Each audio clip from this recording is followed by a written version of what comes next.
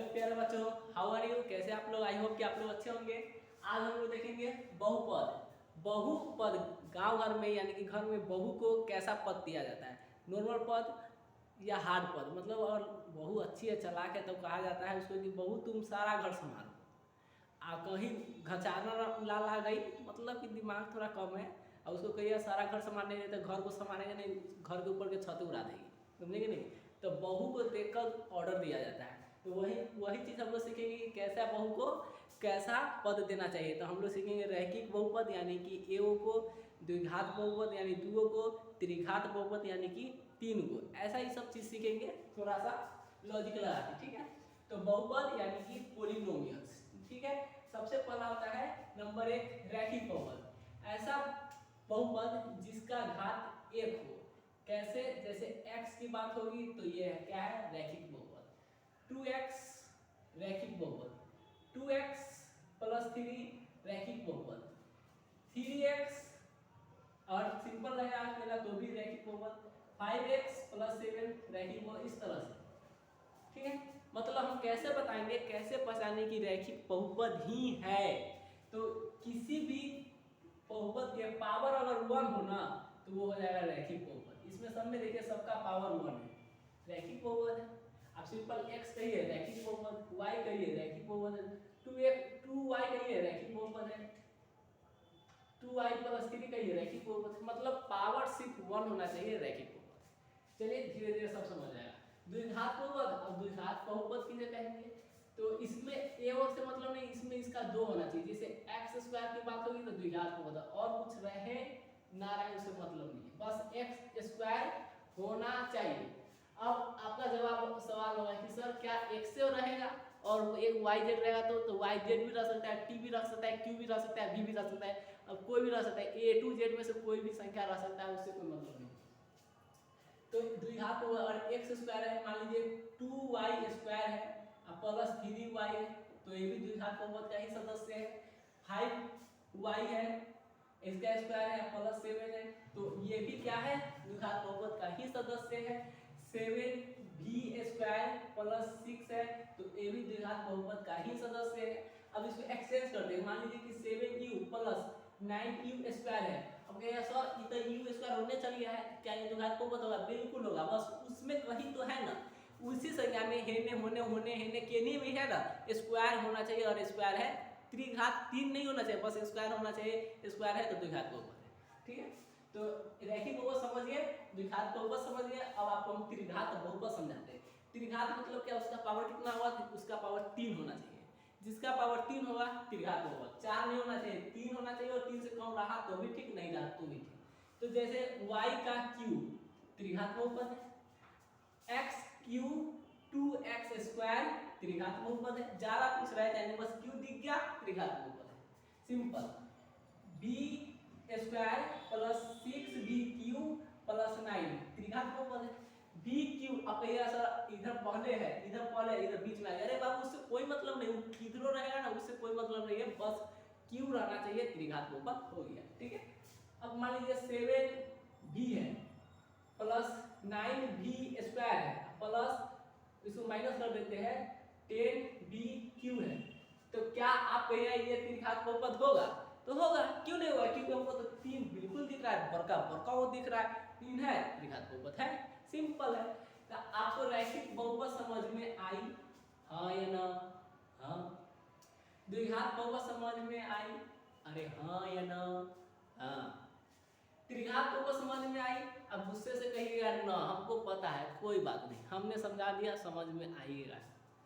चलिए रैखिक क्लियर, द्विघात क्लियर, त्रिघात क्लियर। अब देखते हैं रैखिक बहुपद के केवल एक ही शून्यक हो, मतलब एक ही वो हल हो रैखिक का।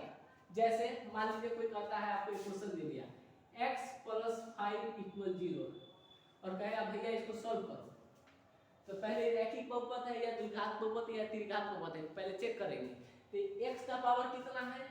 1, रैखिक बहुपद है, पहले समझा चुके हैं। तब इसको हमको x का वैल्यू फाइंड करना है, कैसे करेंगे? तो इधर प्लस 5 है, उधर जाएगा तो माइनस 5 है, तो ये इधर आएगा तो माइनस 5, x का वैल्यू निकल गया। हम रैखिक बहुपद को सॉल्व करना वेरी सिंपल है बस, ठीक है। एक और इस पर रैखिक बहुपद को इक्वल 0। अब x का पावर कितना है, कुछ नहीं है तो 1 है, तो ये हो गया रैखिक बहुपद, ये हो गया रैखिक बहुपद। तो रैखिक, अब इसको कैसे सोल्व करेंगे, तो 2x वैसा ही रहेगा, अचर राशि को बराबर उस तरफ भेजेंगे, प्लस है तो उधर माइनस हो जाएगा। अब ये 2 गुना में है, x से गुना में है, बराबर को उस तरफ जाएगा तो वो भाग में चला जाएगा, गुणे तो डिवाइड में चला जाएगा। तो x इक्वल -4/2, इससे कैंसिल हो जाएगा 2 टाइम, मतलब -2, x का वैल्यू -2। ये हो गया रैखिक बहुपद का सलूशन। ठीक है, अब द्विघात बहुपद का सलूशन करते हैं। तो द्विघात बहुपद के दो शून्यक होंगे, रैखिक का 1, द्विघात का 2, त्रिघात बहुपद के 3 शून्यक होंगे।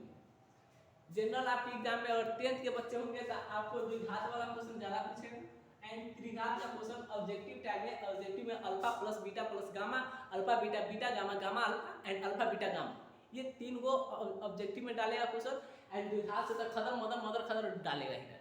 इसके लिए घबराइएगा नहीं, ठीक है। तो हम लोग बेसिक द्विघात को बहुत ही वीवीआई करके पढ़ लेंगे, द्विघात को बेसिक समझेंगे। त्रिघात से क्वेश्चन इंटर लेवल में पूछता है, उसके बाद में, और ये रैखिक को बता, बच्चे थोड़ी है जो आपको रैखिक को पूछेगा भैया x के मान निकालना है, सिंपल एंड सुनने फेंक देंगे आ जाएगा, नहीं, ऐसा क्वेश्चन नहीं पूछेगा। जब भी पूछेगा द्विघात से पूछेगा, त्रिघात से उतना भी नहीं पूछेगा, क्योंकि वो कितना बकलोल भी रहता है, आउट हो जाएगा, तो आउट करना नहीं है। अब हम लोग द्विघात बहुपद पर थोड़ा सा एक ऑब्जेक्टिव टाइप का 2 क्वेश्चन बनाते हैं, फिर त्रिघात पर चलेंगे। त्रिघात का क्वेश्चन, यदि अल्फा बीटा, क्वेश्चन है यदि अल्फा बीटा द्विघात बहुपद ax² bx + c के शून्यक हो तो शून्यकों का योगफल एंड शून्यकों का गुणनफल निकालना है। मतलब आप ऑब्जेक्टिव में दे देगा, बोलेगा अल्फा प्लस बीटा और अल्फा इनटू बीटा। ये जनरल 1 मार्क्स में भी पूछा जाता है एंड 2 मार्क्स में भी पूछा जाता है। अब आपका किस्मत अच्छा रहता है, आपको सिर्फ 2 मार्क्स में पूछेगा, आपका किस्मत बहुत अच्छा रहता है, एक 1 मार्क्स में पूछेगा, और आपका किस्मत बहुत अच्छा रहता है, कुछ भी नहीं करेगा। और आपका किस्मत कैसा है आपसे, और आप 10th के स्टूडेंट हैं तो शून्यकों का योग अल्फा प्लस बीटा इक्वल क्या होगा। सबसे पहले हमको यहाँ से ए बी का मान फाइंड करना पड़ेगा, लेकिन यहाँ पे पहले से ए बी सी है तो हम इसको फाइंड नहीं करेंगे, बाद में अगला क्वेश्चन जब बनाएंगे तो उसमें फाइंड करेंगे, ठीक है। तो यहाँ पे अल्फा प्लस बीटा का फॉर्मूला होता है -b/a। ये माइनस जनरल सबके लिए रहेगा, क्योंकि ये फॉर्मूला है, हम अपने तरफ से दे नहीं रहे हैं, हमारे घरे माइनस बहुत नहीं है, तो -b, और यहाँ पर माइनस रहेगा तो लिखेंगे, यहाँ पर माइनस नहीं तो नहीं लिखेंगे, और ये हो जाएगा -b/a और ये हो जाएगा c/a। ये होता है जनरल फॉर्मूला। अब इस पर एक क्वेश्चन बनाते हैं। मान लीजिए हम यहाँ पे कुछ अंक बैठा दें, 7x² प्लस b के जगह पे कोई भी नंबर ले लें, 5x प्लस c के जगह पे 3 ले लें, इक्वल 0। अब हमको इसको शून्यकों का योगफल अल्फा प्लस बीटा फाइंड करना है। तो सबसे पहले हम यहाँ पे a निकाल लें, a कितना होगा 7, b कितना होगा 5, c कितना होगा 3। अब पहला क्या शून्यकों योग, यानी कि अल्फा प्लस बीटा क्या है बॉस, -b/a। अब b कितना है, ऊपर में देखिए 5 है, माइनस इसका पहले लिख देंगे, ऊपर b का वैल्यू 5, नीचे a का वैल्यू 7, तो 7। ये हो गया आंसर। अल्फा प्लस बीटा यानी शून्यकों का योग निकालना होगा तो ऐसे निकालेंगे। अब शून्यकों का गुणनफल कैसे निकालेंगे, तो उसको होता है अल्फा इंटू बीटा, यानी कि c/a। समझ में आ रहा है बॉस, आ रहा है तो अच्छा बात है, ना आ रहा है तो और भी अच्छा बात है। c/a 3, a कितना है 7, दिस इज माई आंसर। आपको समझ में आया तो भी अच्छा, नहीं समझ में आया तो भी अच्छा। क्यों, क्योंकि आपको समझ में ना आने वाली इसमें कोई बातें नहीं थी, बहुत अच्छा से समझाया है। लेकिन फिर भी और भी कोई प्रॉब्लम हो तो आप हमें कमेंट में करिए, हम उस प्रॉब्लम को अगली वीडियो में सुधार करेंगे, कोशिश करेंगे, ठीक है। तब तक गुड बाय, मिलेंगे नेक्स्ट वीडियो।